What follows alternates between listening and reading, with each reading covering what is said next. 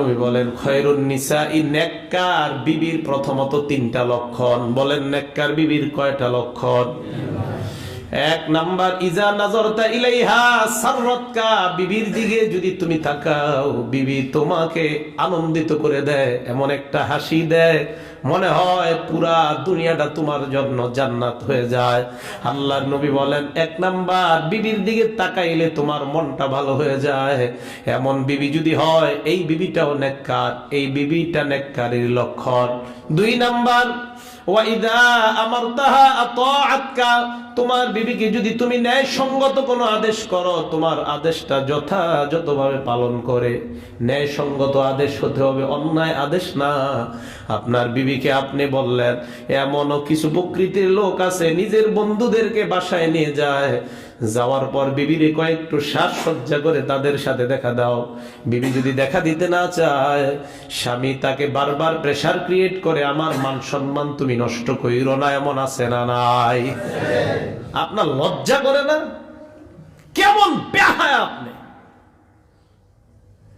আপনার মতো এমন অপদার্থ পুরো পৃথিবীতে নাই। নিজের বিবিকে আরেকজনের সামনে আপনি উপস্থাপন করেন, আপনার তো লজ্জা থাকা দরকার।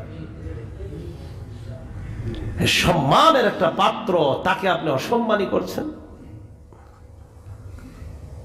ওয়াইদা আমারতাহা আতাআতকা, বিবিকে যদি তুমি আদেশ করো, ওই বিবি তোমার ন্যায়সঙ্গত আদেশগুলা পালন করে।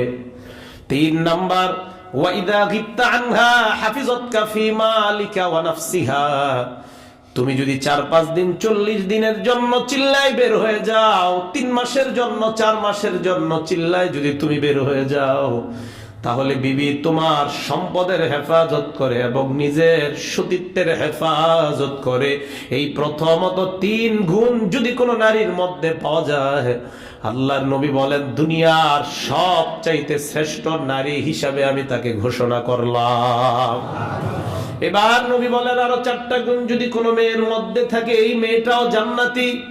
এক নাম্বার, আল মারআতু ইযা সাল্লাত খামসাহা, কোন মেয়ে যদি দৈনন্দিন 5 ওয়াক্ত সালাত আদায় করে, ওয়া সামাত শাহরাহা, রমজান মাসের সিয়াম ভালোভাবে পালন করে, ওয়া আতাআত বালাহা, স্বামীর আনুগত্য করে।